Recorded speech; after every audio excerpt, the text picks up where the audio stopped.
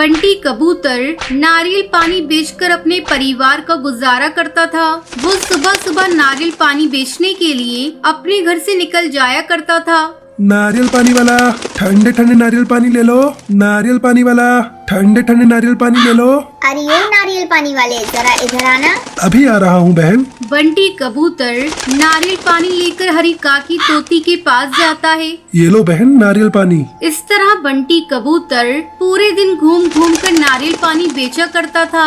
शाम को अपने घर आता है और अपनी पत्नी टुनटुनी से कहता है, टुनटुनी ये ले आज की कमाई, इसमें से आधा पैसा तू अलग रख दे, बिटिया की पढ़ाई में काम आएगा। मैं कहती हूँ जी, थोड़ा अपने ऊपर भी ध्यान दिया करो। आजकल तुम्हारी तबीयत भी ठीक नहीं रहती। क्या करूँ, बिटिया के भविष्य की भी चिंता है। ठीक है जी, मैं आपके लिए पानी लेकर आती हूँ। इस तरह उनके दिन कट रहे थे। एक दिन जब बंटी कबूतर नारियल पानी बेचने जा रहा था, तब एक बाज उस पर हमला कर देता है। इस हमले में बंटी कबूतर उस बाज का शिकार बन जाता है। ये सब दूर पेड़ पर बैठी सुंदरी कौवी देख रही थी। सुंदरी कौवी टुनटुनी चिड़िया के पास जाती है और उसे बताती है, टुनटुनी तू लुट गई, बर्बाद हो गई। तेरे पति को एक बाज ने मार डाला।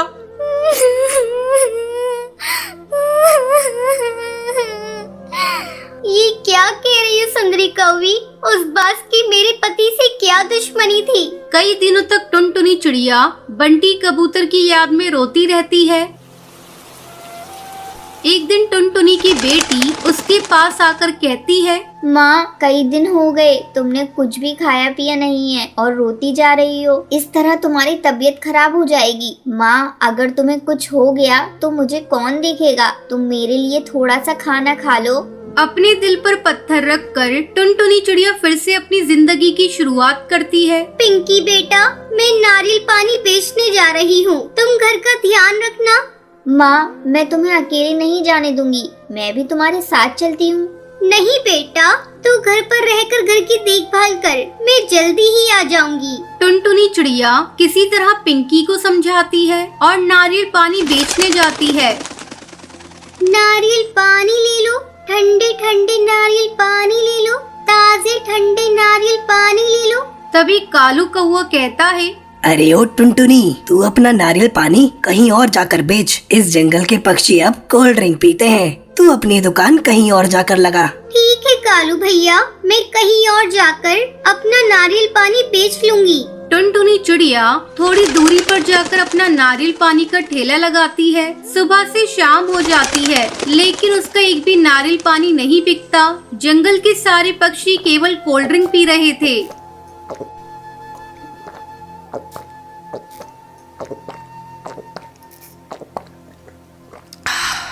नारियल पानी नहीं बिकने के कारण टुनटुनी चिड़िया उदास हो जाती है। इसी तरह कई दिन गुजर जाते हैं। जंगल के पक्षी धीरे धीरे बीमार पड़ने लगते हैं। तब डॉक्टर बुलबुल उन्हें बताती है, आप लोगों की सेहत कोल्ड ड्रिंक पीने के कारण बिगड़ी है। अगर आप लोगों को अपनी सेहत ठीक करनी है तो कल से ही आप लोग नारियल पानी पीना शुरू कर दीजिए। डॉक्टर बुलबुल, हम लोग आज से ही नारियल पानी पीना शुरू कर देते हैं। सभी पक्षी मिलकर टुनटुनी चिड़िया के ठेले पर जाते हैं। टुनटुनी चिड़िया उदास अपने ठेले के पास बैठी थी। टुनटुनी, आज हम तुम्हारे ठेले पर नारियल पानी पीने आए हैं। आज से हमने कोल्ड ड्रिंक पीना छोड़ दिया है, क्या तुम हमें नारियल पानी पिलाओगी? हाँ हाँ बिल्कुल, मैं अभी आप सबको नारियल पानी देती हूँ। टुनटुनी चिड़िया खुशी खुशी सबको नारियल पानी पिलाने लगती है। अब टुनटुनी चिड़िया नारियल पानी बेचकर अच्छा पैसा कमाने लगती है और खुशी खुशी अपनी बेटी के साथ अपनी जिंदगी बिताने लगती है। चंपकवन जंगल में एक गरीब कबूतर बंटी अपने परिवार के साथ रहा करता था। बंटी कबूतर टेसू की फूलों की खेती करता था। हर साल होली पर उन्हीं फूलों से वो प्राकृतिक रंग बनाकर बेचा करता था। हालांकि इस काम में ज्यादा कमाई नहीं थी। क्या जी, सुबह से लगे हो, कब तक बनेगा आपका रंग? हमें सुंदरी चाची के घर जाना था, उसके घर होली के गीत होने वाले हैं। अरे हाँ ऐसा करो, तुम चली जाओ, मैं तो नहीं जा पाऊंगा। मैं कहती हूँ छोड़ो ये सब, जितने मन से रंग बनाते हो उतने मन से कोई खरीदता भी तो नहीं है। ले देकर एक दो रंग तो होते हैं आपके पास। अरे जरा बाजार जाकर देखो, दूर क्यों जाते हो? अपने पड़ोसी कालू भैया को ही देख लो, उन्होंने भी इस बार अपनी दुकान में होली पर नई नई चटकीली रंगों से भर रखी है। ऐसे में कौन खरीदेगा तुम्हारी फीके रंग? नहीं टुनटुनी, सब क्या कर रहे हैं ये देखकर मैं अपना काम नहीं छोड़ सकता। मेरे दादा बाबा सभी यही काम करते थे। और तुम्हें पता है टुनटुनी, असली होली तो इन्हीं टेसू के फूलों से खेली जाती है। भगवान श्री कृष्ण भी तो इन्हीं से होली खेलते थे।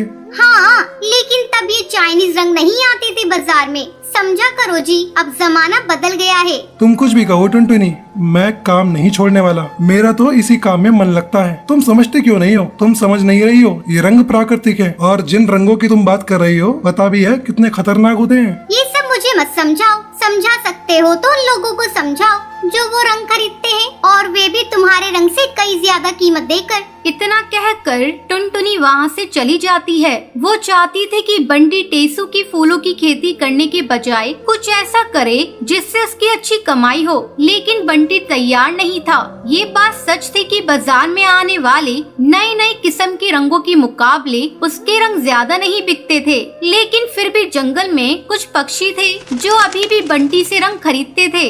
अरे बंटी पुत्र, आज दिखा इस बार कैसा रंग बनाया है तूने। राम राम काका, इस बार फूलों की खेती बहुत अच्छी हुई है। देखो कैसे सुर्ख रंग बना है। वाह भाई, रंग तो वाकई बढ़िया है। ला दे दे थोड़ा सा। अरे काका, थोड़ा सा क्यों? होली नहीं खेलोगे इस बार? और मिट्टू काका नहीं आए इस बार रंग खरीदने? अरे मिट्टू, उसने तो खाट पकड़ ली है। बेटा, वैसे तो मेरा बेटा भी पहले से ही खरीद के ले आया बाजार से रंग, और बच्चों के लिए पिचकारियाँ भी। लेकिन मैंने तो कह दिया मैं होली खेलूंगा तो सिर्फ बंटी के रंग से। ये लो पैसे। तो अच्छा, मैं चलता हूँ बेटा। रुको काका, ये थोड़े से फूल भी लेते जाओ। जितना रंग बनाया है उतना रंग ही नहीं बिक रहा है, और बनाकर क्या करूँगा? ये फूल भी पड़े पड़े बेकार हो जाएंगे। पूरे जंगल में सिर्फ हरी काका ही थे जिसने पूरे जंगल में बंटी से उसका रंग खरीदा था। बंटी ने बहुत कोशिश करी, लेकिन कोई भी उससे रंग खरीदने को तैयार ही नहीं था। दूसरी तरफ बंटी के पड़ोसी कालू की दुकान खूब जोर शोर से चल रही थी। वे शहर से जो भी रंग खरीद कर लाया था वो होली से पहले ही सारे के सारे बिक गए थे। अरे कालू भैया, कहाँ चल दिए? आज दुकान नहीं खोलना क्या? अरे बंटी, माल हो तब खोलूंगा ना दुकान। कल ही सारा का सारा माल बिक गया। आज मैं शहर जा रहा हूँ माल खरीदने। वैसे तुम्हारा क्या हाल है? कुछ कमाई हुई कि नहीं? नहीं भैया, कल हरी काका आकर लेकर गए थे थोड़ा सा रंग, उसके बाद से तो कोई भी नहीं आया। कोई और आएगा भी नहीं। माफ करना बंटी, तुम्हारा धंधा तो खराब नहीं करना चाहता था। हाँ, लेकिन मुझे भी तो कमाई करनी है। अब तुम्हारी तरह बेवकूफ थोड़ी हूँ। पहले इन बेकार फूलों को उगाने में वक्त, मेहनत और पैसा बर्बाद करूँ, फिर रात दिन लगकर इनसे रंग बनाऊं और फिर बैठकर मक्खियाँ मारूं। अब भी वक्त है, मान लो मेरी बात। मेरी दुकान पर मुझे एक पक्षी की जरूरत है। अच्छा खासा पैसा दे दूंगा तुम्हें। मुझे भी भरोसे का कबूतर मिल जाएगा और तुम्हारी भी मदद हो जाएगी। नहीं भैया, अभी नहीं। मुझे जरूरत हुई तो बताऊंगा आपको। अरे रहने दो बंटी, तुम तो उल्लू हो उल्लू, कुछ नहीं हो सकता तुम्हारा। इतना कहकर कालू कौवा वहाँ से चला जाता है। ऐसा नहीं था कि बंटी को कालू की दुकान पर काम करने से एतराज था, लेकिन सच तो ये है वो अपना पुश्तैनी काम नहीं छोड़ना चाहता था। लेकिन वो जानता था एक न एक दिन पूरा जंगल उसके फूलों की और उसके बनाए गए प्राकृतिक रंग की अहमियत जरूर समझ जाएंगे। देखते ही देखते होली का दिन आ गया। हर तरफ होली की रौनक थी, लेकिन बंटी कबूतर के घर ऐसा नहीं था। मैंने तो पहले ही कहा था, फालतू काम छोड़कर कोई और काम देख लो। अरे कालू भैया की बात मान लेते, कम से कम त्योहार वाले दिन तो खाली हाथ नहीं होते। अभी आते ही होंगे सब पक्षी होली मिलने के लिए। क्या खिलाएंगे उन्हें? अपना गोलू बेचारा भी रो रो के सोया है। उसके सारे दोस्त पिचकारी से होली खेल रहे हैं और उसके पास तो कुछ भी नहीं है। अरे क्यों नहीं है? इतना सारा रंग है तो सही। जाओ बुलाओ बाहर, में खेलूंगा उसके साथ होली। रहने दो जी, बस झूठ बोलकर कोई फायदा नहीं है। बंटी टुनटुनी को समझाने की कोशिश करता है, लेकिन तभी हरी काका अपने पोते रियो के साथ वहाँ आ जाते हैं। अरे बंटी, होली की बहुत बहुत बधाई। बेटा, ये लो, बहू ने गुंजिया बनाकर भेजी हैं। आपको भी होली की बधाई काका। भाभी को मेरी तरफ से धन्यवाद कहना। हैप्पी होली अंकल जी, और थैंक यू। थैंक यू क्यों बोल रहे हो? मैंने क्या किया? आपकी वजह से मैं ठीक हो गया। अब मुझे कहीं भी नहीं जल रहा। रियो की बात बंटी कबूतर को समझ नहीं आ रही थी। उसने हरी काका की तरफ देखा, तब उन्होंने बंटी को बताया बिल्कुल ठीक कह रहा है। ये पहले 2 दिन खूब होली खेल रहा था। तुम्हारे पड़ोसी कालू की दुकान से लेकर गए थे, ना जाने कैसा तेजाब जैसा रंग दे दिया। इस कालू ने बच्चे की नाजुक खाल जल सी गई। इतना रोया कि कुछ पूछो मत, पूरा शरीर जल रहा था इसका। अच्छा, फिर क्या हुआ? डॉक्टर के पास लेकर गए होंगे। इसका बाप तो ले जाने वाला था, लेकिन मैंने रोक लिया। तुमने जो टेसू के फूल दिए थे ना, उन्हीं को पीसकर पूरे शरीर पर लगाया तो देखो शाम तक बिल्कुल ठीक हो गया। क्यों रियो बेटा, ऐसा ही हुआ था ना? हाँ अंकल, आपके फूलों में तो जादू था। मैं एकदम ठीक हो गया और उसके बाद मैंने खूब होली खेली, वह भी उन रंगों से जो दादाजी आपके पास से ले गए थे। बहुत ही मजा आया। हाँ बंटी, मेरे घर में तो सबने तय कर लिया है, तुम्हारे बनाए गए रंगों से ही होली खेलेंगे। इसलिए तुमसे और रंग खरीदने आया हूँ। लाओ दे दो जरा, इस बार थोड़ा नहीं बहुत ज्यादा। हरी काका की बात सुनकर बंटी की आंखों में आंसू आ जाते हैं। वो काका को रंग बांध कर देता है। फिर थोड़ी देर बाद कुछ और पक्षी भी आते हैं और बंटी से रंग ले जाते हैं, साथ ही टेसू के फूल भी। जंगल में जिस किसी ने भी कालू की दुकान से रंग लेकर होली खेली थी, उन सबको एलर्जी हो गई थी। जैसे ही सबको रियो के हुए फायदे का पता चलता है, तो सभी उसके इलाज के लिए बंटी से उसके फूल ले जाने लगे। देखते ही देखते सारा रंग और फूल बिक गए और ये सब देखकर टुनटुनी बहुत ही खुश थी और साथ ही साथ शर्मिंदा भी। मुझे माफ कर दीजिए जी, मैं गलत थी। बाजार के रंग आपके बनाए हुए रंगों के आगे कुछ भी नहीं है। और ये फूल मुझे तो पता ही नहीं था ये इतने काम के होते हैं। हाँ टुनटुनी, टेसू के ये फूल सिर्फ रंग बनाने के काम नहीं आते, बल्कि इनसे कई तरह की दवाइयाँ बनाई जाती हैं। इनसे खाल पर होने वाली कई बीमारियों के इलाज हो सकते हैं। बाबा ने बताया था मुझे। बंटी की होली भी अब फीकी नहीं थी और बाकियों की होली भी बिल्कुल सुरक्षित थी, क्योंकि अब सबको प्राकृतिक रंगों की अहमियत जो समझ आ गई थी।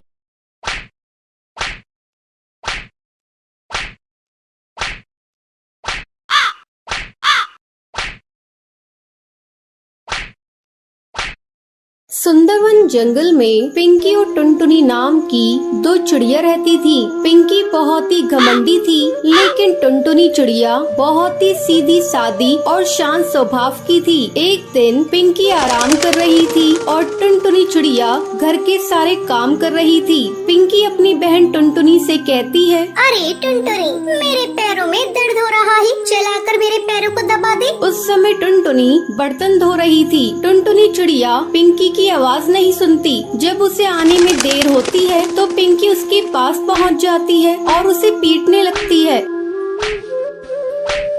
पता नहीं अपने आप को क्या समझती है। मैं पुकार रही हूँ और तू है कि सुनती ही नहीं।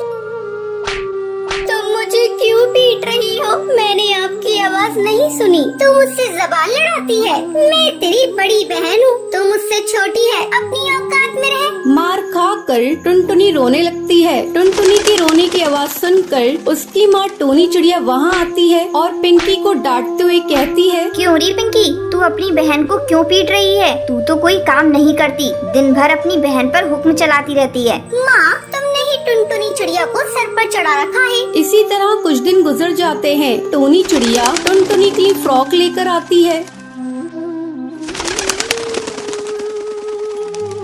और टुनटुनी को देते हुए कहती है, टुनटुनी, ये ले, मैं तेरे लिए फ्रॉक लाई हूँ। तभी वहाँ पिंकी आ जाती है और टोनी चिड़िया के हाथ से फ्रॉक छीन लेती है। तुम मेरे साथ बहुत भेदभाव करती हो। फ्रॉक मैं लूंगी। टुनटुनी चिड़िया ये फ्रॉक लेकर क्या करेगी? पिंकी फ्रॉक लेकर वहाँ से चली जाती है और फिर कमरे में जाकर वहीं से आवाज लगाती है, माँ, मुझे बहुत जोरों की भूख लगी है। मेरा खाना मेरे कमरे में भेज दो। थोड़ी देर बाद टुनटुनी चिड़िया पिंकी को खाना देने जाती है। पिंकी थोड़ा सा खाना खाकर कहती है, छी, ये तूने कैसा खाना पकाया है? खाने में कोई टेस्ट ही नहीं है। इतना कहकर पिंकी खाने को फेंक देती है। जब टोनी चिड़िया पिंकी के कमरे में आती है तो देखती है चारों तरफ कमरे में खाना बिखरा पड़ा था। वो चिल्लाकर पिंकी से कहती है, आज मैं तेरा सारा घमंड तोड़ दूंगी। घर का तो कोई काम करती ही नहीं, सारा काम तो टुनटुनी करती है और तेरे नखरे तो ऐसे हैं जैसे कोई रईसजादी हो। चल निकल जा मेरे घोंसले से।